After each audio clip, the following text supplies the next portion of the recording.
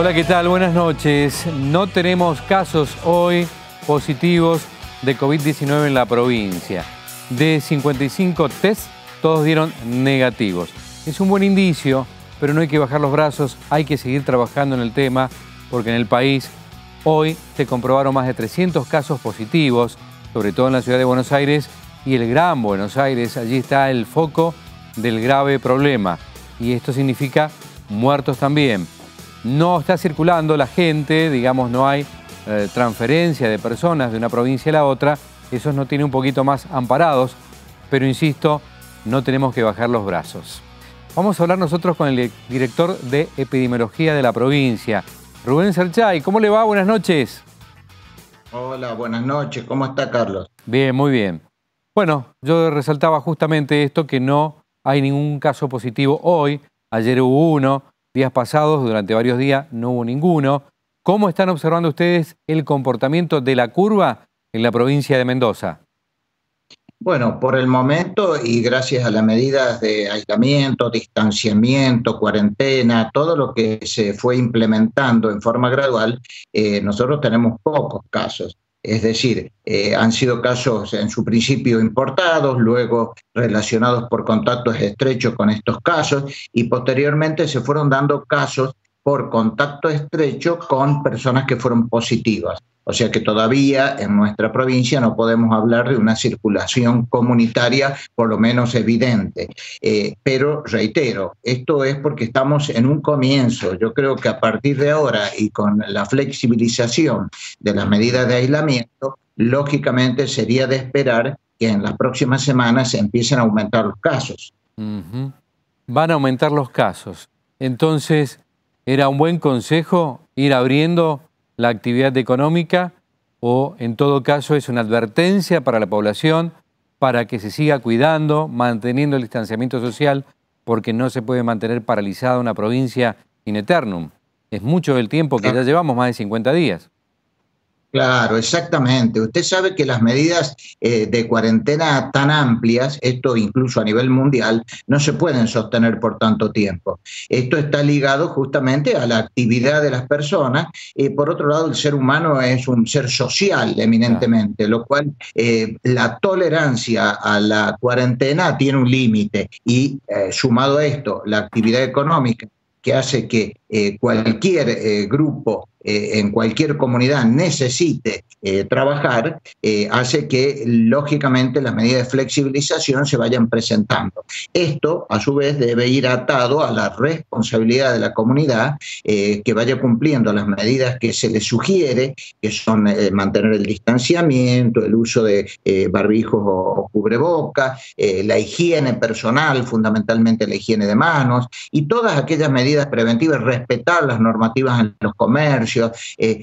Tiene que sumar, digamos, un gran aporte el público en general para que estas medidas se puedan mantener y a su vez ir evaluando en un plazo que puede ser 1, 2 semanas, en el mejor de los casos, cómo se van notificando los casos. Si nosotros vemos que la curva no tiene un pico que pueda ser de riesgo, las medidas se mantendrán. Si es por el contrario, el pico comienza a ser muy notorio, se deberán retrotraer estas medidas que actualmente se han establecido. Claro.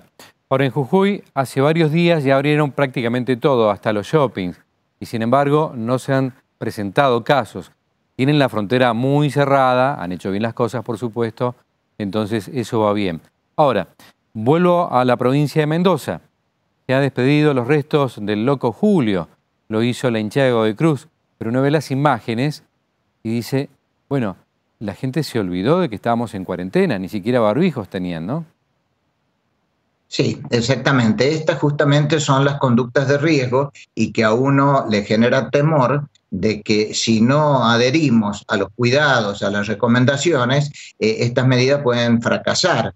Así que yo calculo que si no tomamos con seriedad digamos, este permiso que se nos está dando como comunidad, se nos está dando la oportunidad de trabajar, se nos está dando la oportunidad de salir un poco más de nuestras casas, cierto que con algunas reglas, pero que esas reglas son las mínimas para asegurarse cierto límite de tolerancia. Si nosotros empezamos a liberar todas estas medidas y no cumplimos con las recomendaciones, lamentablemente el futuro yo creo que no va a ser favorable y a lo mejor vamos a tener que volver a medidas que son más estrictas, con el dolor que esto significa tanto para el sistema de salud como para la población, porque usted sabe que si el sistema de salud empieza a saturarse, lamentablemente esto no funciona y las medidas van a ser muy restrictivas. Tenemos ejemplo de lo que está pasando en nuestro vecino país hermano de Chile, lo que está pasando en Santiago. Si uno afloja las medidas, esto se torna muy peligroso y lamentablemente el retroceso en las recomendaciones va a ser casi seguro. Claro, bueno, justo en estas imágenes estaba viendo que la mayoría tenía barbijo, pero he visto otras donde no lo tienen y, insisto con lo que decía al comienzo, la introducción, no hay que bajar los brazos, no hay que bajar la guardia. Por el caso que usted está citando, ¿no? Santiago de Chile empezó ahora una cuarentena rígida para todo el mundo. El 60% de la población reside en esa zona metropolitana. Quiere decir entonces que se relajaron demasiado. Hay que tener mucha conducta individual. Lo último que le pregunto, Rubén, ¿para cuándo se espera un pico? ¿Hay una estimación? Y a su vez, también están las enfermedades estacionales, ¿no?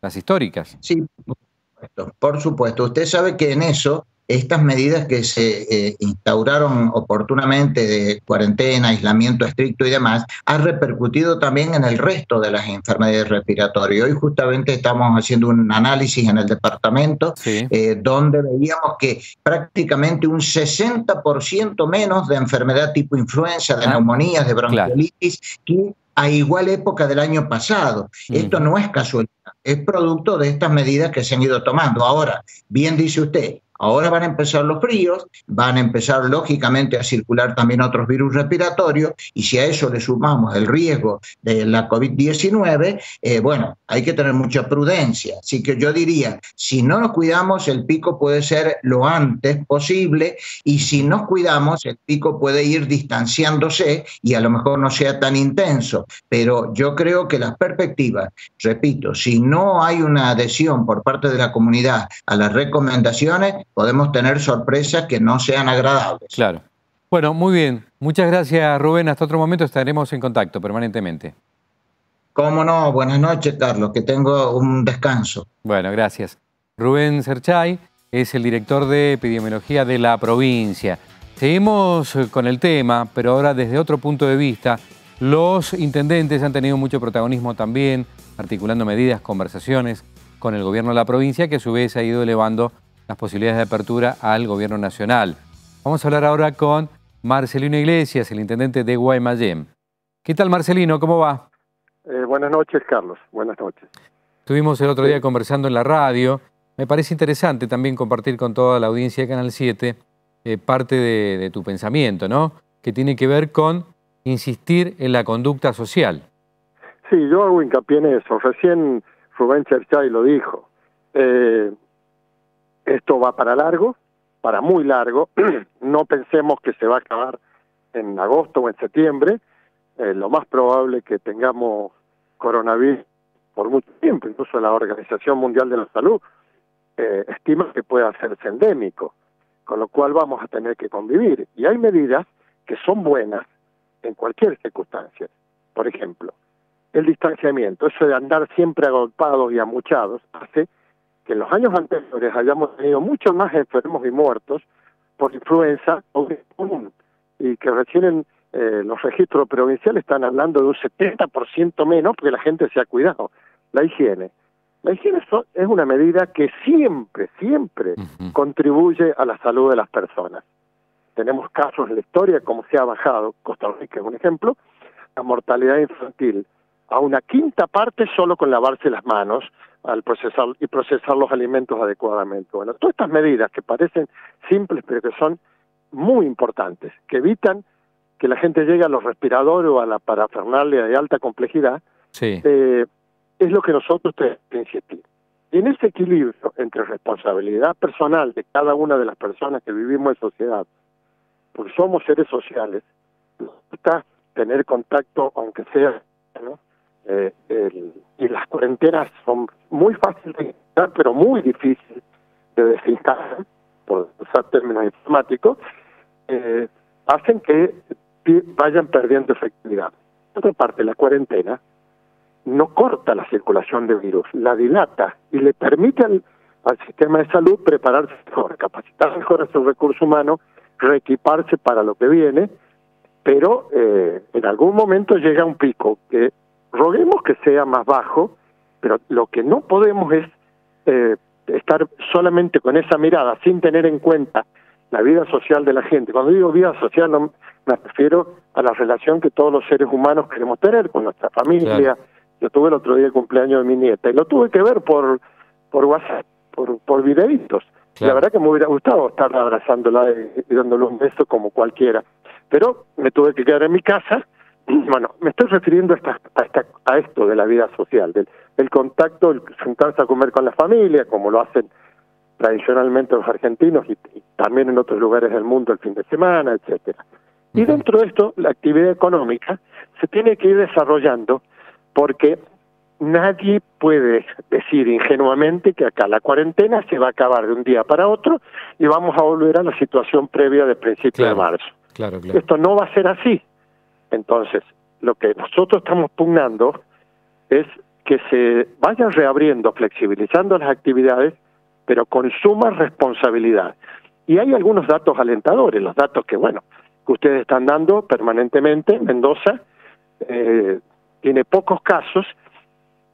Yo me acuerdo cuando lo criticaron a Rodolfo Suárez, porque una semana antes de que todo el país tomó la decisión de cerrar y hacer la cuarentena. Lo criticaron, pero una semana después el país tomó la decisión, el gobierno nacional tomó la decisión.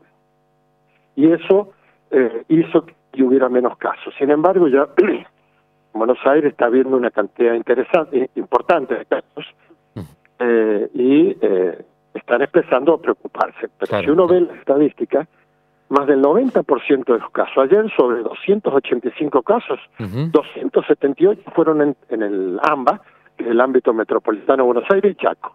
Hoy, nuevamente, el AMBA y Chaco, más algunos otros casos que hubo, pero claro, pocos en el resto del país.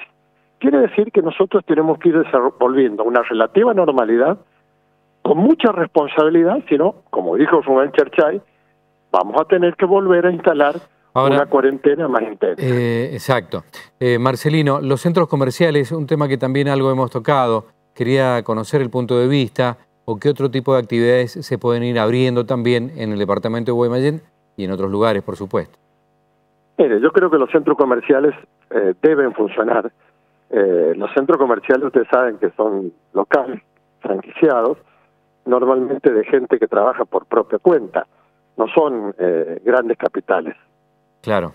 Son mendocinos que hicieron un esfuerzo y pusieron un negocio, nada más que en lugar de ponerlo en la calle, lo pusieron en un centro comercial. Pero se puede sostener. Con la ventaja que hay, que se pueden controlar muy bien los ingresos, la cantidad de gente. Claro. Por supuesto, esta que hacemos nosotros desde Guaymallén es que en funcionamiento de cines, patios de comida y confiterías, ni juegos ni lugares para niños. Pero también hay que pensar en la vuelta a la actividad física. Fue muy bueno que se permitiera salir a la gente y caminar, pero había tanto miedo que los primeros días salió muy poca gente, y aún así observo el acceso donde hay profesores de educación física tratando, observando y dando indicaciones a la gente que casi no son necesarias, porque es poca la gente que concurre, todas con su cobertor facial, ya sea tapabocas o máscara. Claro. Sí, eso está bueno, hace bien nosotros realmente. Tenemos en Mendoza, tenemos lo que tenemos porque la gente comprendió la necesidad de respetar las normas, llegaron para quedarse. Claro. Bueno, Marcelino, nos quedamos con esa idea. Tengo que redondear ya el programa, me queda una última comunicación, pero ese es el concepto, ¿no? Es decir, va a depender ya no de un Estado gendarme encima, sino de las conductas de uno, porque la pandemia vino para quedarse. Lo que estamos haciendo es... para quedarse, y el mundo está haciendo el error. Así es. Y avanzando y retrocediendo para ver cuándo encuentran las mejores armas. Y no finquemos todas las esperanzas en las vacunas, porque como dijo recién el informe que pasaron los periodistas del Noticiero 7, Sí, hay muchos ensayos, muchas pruebas e incluso ensayos clínicos. Pueden dar resultados o incluso pueden fracasar. Es decir, finquemos nuestra expectativa en la conducta que tengamos. Eso. Muchísimas gracias, Marcelino Iglesias, intendente de Guaymallén. Tenemos una última comunicación con el diputado nacional, José Ramón. ¿Cómo va? ¿Cómo te va, Carlos? Buenas noches. ¿Cómo anduvo la sesión? Bueno, está todavía en pleno funcionamiento la sesión. Estamos tratando ya el segundo proyecto, que tiene el objetivo de dar beneficio a todos aquellos que están atacando la pandemia y protegiendo a los ciudadanos del sistema de salud. Bueno, un proyecto solidario para todos aquellos que están arriesgando su vida día a día en el sistema de salud. Muy bien. ¿Y cuáles son los proyectos específicamente? Funcionó primero bien toda la tecnología, ¿no? Para sesionar. Sí, después de 3 semanas de estar haciendo las pruebas, verificar la tecnología, la verdad que la sesión comenzó una media hora más tarde con un quórum, que la verdad que aquellos que llevamos algunos años en el Congreso, hay 253 diputados que están presentes de manera remota y física, claro, aquellos que somos jefes de voz. La verdad que está funcionando de una manera muy, pero muy bueno el sistema desde el punto de vista informático. Y desde los proyectos se aprobó con una mayoría muy especial el protocolo de funcionamiento. Ahora estamos tratando, dentro de un ratito vamos a votar la ley de los beneficios de pensión y de liberación de ganancia y eso para el va a personal salir. de salud. Muy bien. Y va a salir, y porque de todas maneras nos hemos puesto de acuerdo, claro, todos los bloques para que salgan estos proyectos. Bueno, hay otros temas más complicados, ya los vamos a seguir tratando. José Ramón, muchísimas gracias por este contacto. Gracias a vos, Carlos. Un abrazo grande a todos. Hasta luego. El diputado nacional por Mendoza, allí está entonces en plena sesión de la Cámara de Diputados, sesión virtual. Nos vamos nosotros, tienen ustedes en la pantalla de Canal 7, Llega Intratables, y todos también convocados para mañana Radio Niwil. A las 13 arrancamos mediodía con Karina Escandura. Muchas gracias, hasta el miércoles también.